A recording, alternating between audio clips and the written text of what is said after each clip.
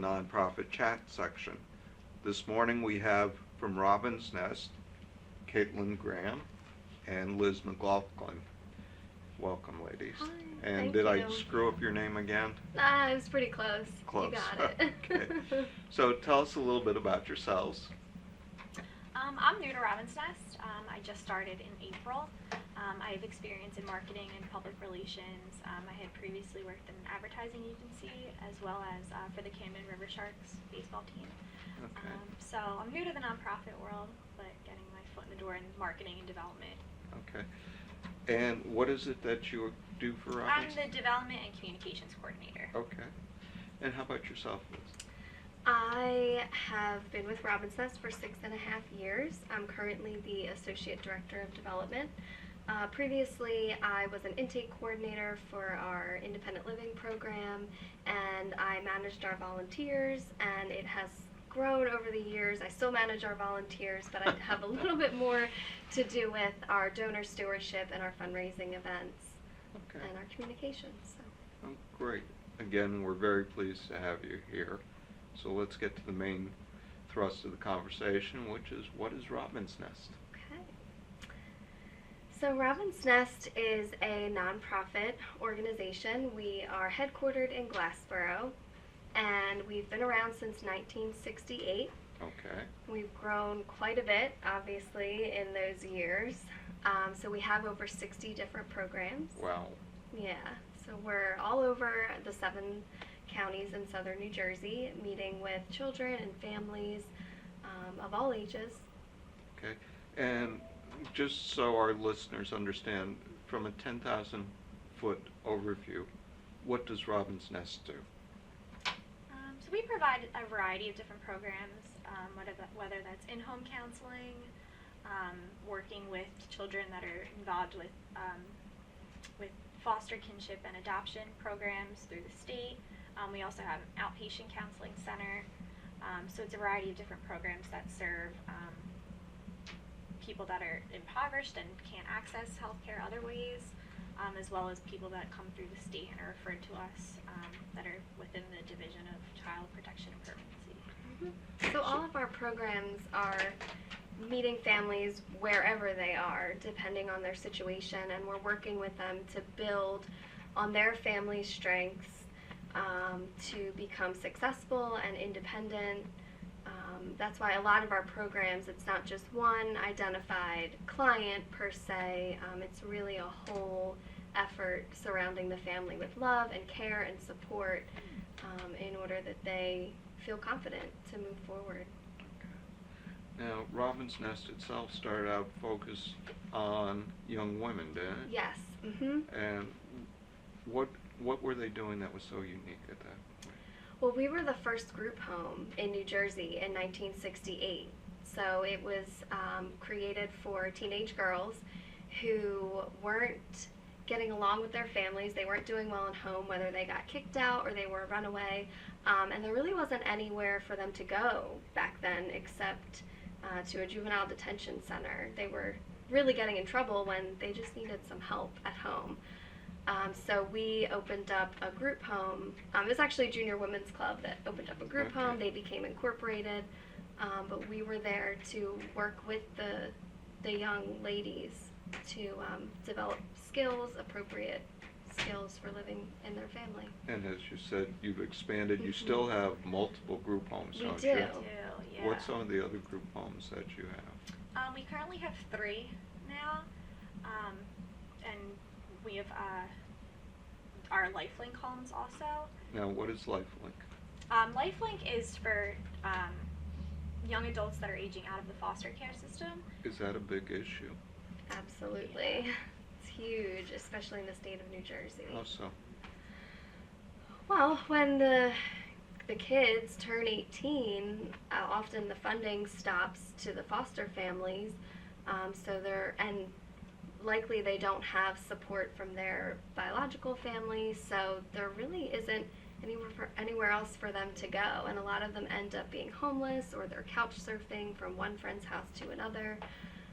So LifeLink Homes provides that stable housing, and then it also connects the young adults with other responsible, caring adults in the community through our mentor program. We're teaching them life skills, things that you would normally learn as you're growing up and getting into college and learning how to find a job and things like that. Okay. We kind of got away from talking about what LifeLink is, but that's the way this conversation goes. So you were saying about LifeLink being a group home for these aging out youngsters? They're actually apartment units. Yeah, so they're independently living Yeah, on their Okay. own. How bad is, or how large is the population in this group from about 18 to 21? I'm not really sure what the figure is for the state. I just know that we only have 36 units, and that's not Not nearly enough. not nearly enough, not even close. Okay. Now, Robin's Nest covers what area? You said you're based in Glassboro. Right. We are. We serve all 7 counties, though, in southern New Jersey. The majority of our population does come from Gloucester County that we serve, but we also have facilities in Atlantic County, Cumberland, Salem, Cape May, and Camden counties, and Burlington counties as well. So, as you said, all of southern New Right. Jersey. And with that, you have contracts with the state also to Mhm. run programs, don't you? Yeah, a lot of our funding comes from the state for many of our programs. Okay. Well, we're coming up on a commercial break, Okay. so when we come back, we'll start talking about some of those programs. Okay. You're listening to Morning Coffee, the nonprofit chat section. Come back in 2 minutes, and we'll pick up again with our ladies from Robin's Nest, and we'll talk about some of the services and programs they offer. Simply Gents, located in Marlton, New Jersey, takes care of all your grooming needs, including haircuts, straight razor shaves, massages, facials, manicures, pedicures, and waxing. To find more information or book an appointment, visit us online at www.simplygents.com. The secret weapon of a well-groomed man, Simply Gents. When it's time for Jersey Mike's to make a really great sub, this is what we do. It's what we've been doing. It's what we've always done. It's what we'll always do. So what are you doing? Jersey Mike's. Be a sub above. Today's show has been sponsored by More Than Gifts. Come see our new location in Marlton, New Jersey. Not just gifts, but more. Today's show was brought to you by Alicia Kelly of White Horse RV Center in Williamstown, New Jersey. Alicia is your RV expert. Contact Alicia at alicia@whitehorserv.com or give her a call at 856-262-1717, extension 203. When you think of RV, think Alicia Kelly. Weissman, welcome back to Morning Coffee, the nonprofit chat section. And this morning we've got Caitlin and Liz from Robin's Nest. And when we took our break, we were just going to start talking about some of the programs that Robin's Nest has. And you mentioned earlier you've got 60 programs. So what are some of the programs that you have? So one of our expanding programs is our Family Success Center program.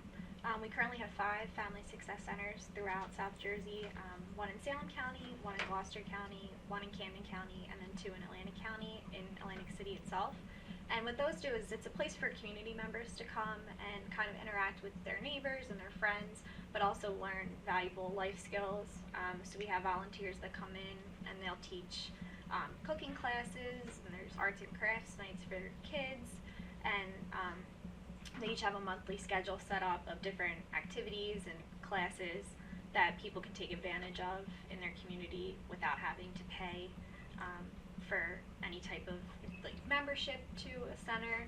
So it's a nice place for community members to interact and kind of come together and take advantage of valuable opportunities that they may not receive elsewhere. Okay. And I think I heard you mention either just a few seconds ago or earlier, life skills, things like Mhm. balancing a checkbook or managing a family budget. You mentioned cooking. I know one of the big issues that we're hearing about now is healthy cooking and healthy eating. Is that all Absolutely. part of these programs? It is, Mhm. yes. Yeah, there's yoga classes Yeah. and I'm not that flexible. no, it's not my thing. But it actually, the cool thing about the Success Centers is that they're run by an advisory board of community members. So we have our staff that are working there, but each Success Center is different based on the community and what they determine their needs are. So yeah, if it's a healthy cooking class or how to change a flat tire, really simple things like that. We have tutoring for the kids if that's a need that they have. So it's unique. And are these year-round programs? Absolutely. And you said there's no charge for anybody to No. participate. Nope, not at all. And that's funded through grants and through the state? Those are contracts from the state, yes. Okay. So we put out a request for one of those to manage a program, and then the state chooses which organization should run it. And we've been fairly successful in the last few years in running that. And just to follow up, how do you determine success for these programs? Number of people who attend, or is there some other measures? Yeah, we do have like an attendance. Everybody gets like a membership card, and they swipe in when they come. And we do measure participants and number of participant leaders, which are the folks that come in to volunteer to teach the workshops. So we do track all of that in order to determine how successful the programming is. Okay. And what other programs do you have? I can talk about our prevention programs. We actually just ended a campaign that supports our prevention program. So it's child abuse prevention, and Okay. we have 3 programs that fit under that umbrella. Let's define what child abuse means, because I know talking with different people have different meanings for that. So what do you mean when you say child abuse? So these programs are actually working to prevent any forms of neglect or abuse. So it could be physical abuse, sexual abuse, and then just any level of neglect. So a lot of our families in those programs don't have a lot of financial resources, so maybe the kids aren't eating as well as they should be, or they're not living in a safe neighborhood, and those are the families that are identified as at risk of child abuse and neglect. Okay. Because just as you said, it doesn't mean the old, somebody's hitting a child. No, it's not that simple. It's never that black and white. Okay. So these 3 programs, they're working with, they actually can start while the mom is pregnant still with her child. So if they have those risk factors, they are identified and they volunteer to participate in the programs. And one of the programs is Nurse Family Partnership. So the mom is actually partnered with a nurse for up to 3 years. So the nurse helps them understand what's going on with their body as they're, growing a baby inside. And they're making sure that they're getting to their visits with their doctor, taking vitamins, eating healthy, exercising, that kind of stuff. And we're also providing them with different incentives. Again, they don't have financial resources, so if it's a gift card for relaxation for the mom, and a baby bundle once the baby comes.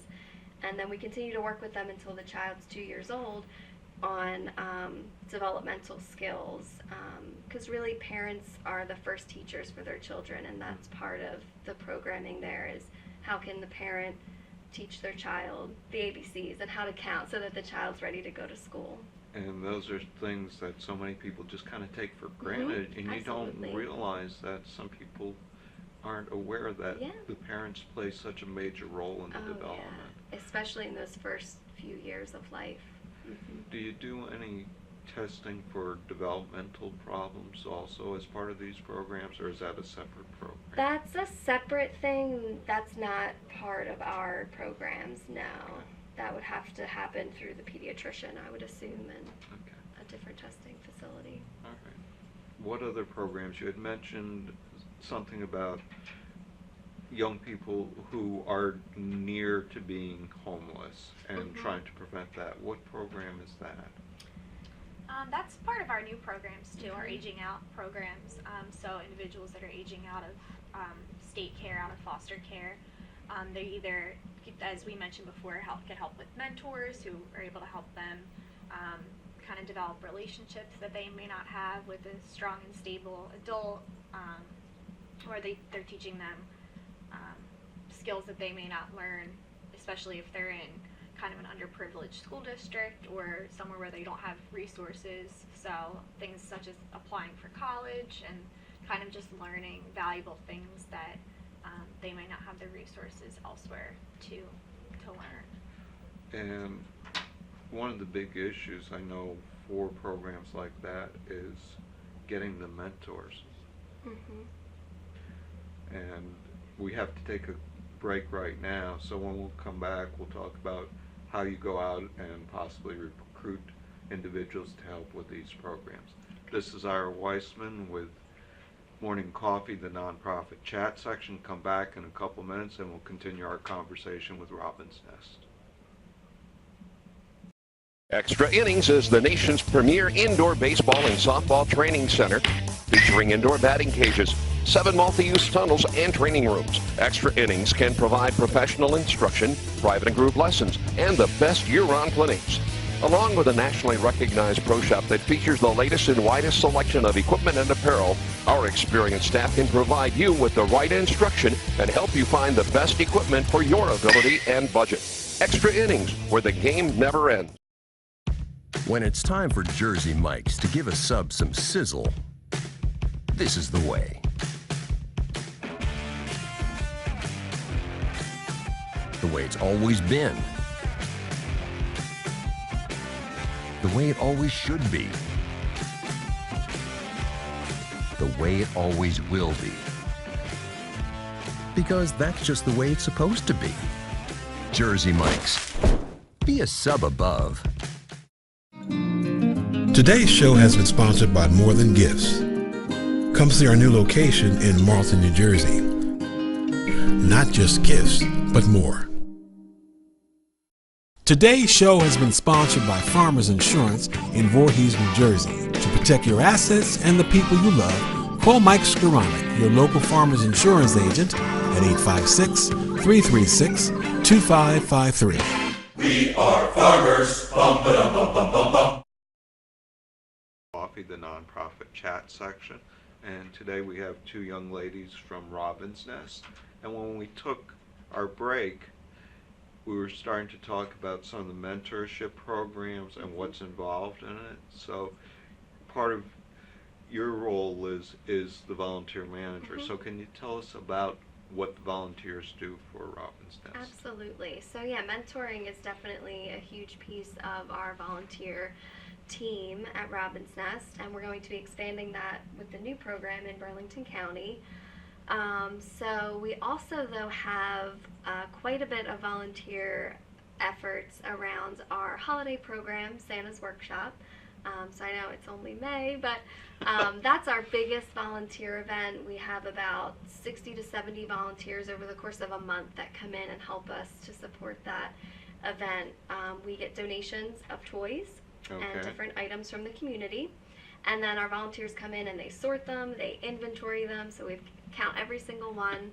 And then we determine how many children we can serve through Santa's Workshop. Should we ask what the most popular toy is this year, or not yet? Oh, I don't know that yet. I know, what is it? Ninja Mutant Turtles is supposed to be hitting the screen soon. I just saw a preview this morning, so. So that may become a very popular item. It might. But what's some of the other activities that your volunteers do? Right, so our volunteers actually can go into our group homes in a number of different ways to work with the teenage girls that live there. Obviously, it's women volunteers, or is it? It is mostly women, but we do have some male volunteers that come through. We have a group of artists that work with us, different types of art, so it could be actually painting or drawing. Sometimes it's poetry. So it is mainly women. Women tend to like to volunteer, but they come in and they do crafts. like a weekly craft night, a monthly cooking group, and they're all very committed to the girls and to the program and making sure that the girls have positive experiences while they're staying with us. And do you get involved at all with the volunteers, Caitlin?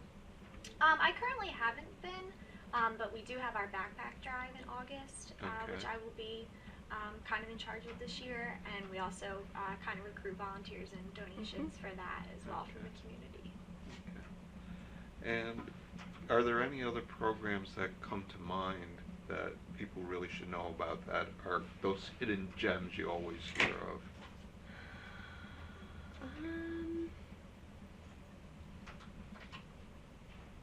Well, we have one very successful program, Mobile Response. And that is? So that is a 24-hour hotline response team. It's a very large program that has grown leaps and bounds in the last few years. So basically, if a family is in crisis at the moment, so it could be a teenager who's out of control or a young child, and they don't really want to involve the police because it's not really that level of danger or something like that. So they can call a hotline, and whoever's on the line will evaluate their situation and decide what type of programming or staff could come out. And our staff in Mobile Response are available 24 hours a day, and they'll report to your location within an hour. So they work to de-escalate the problem, so hopefully the police don't have to become involved.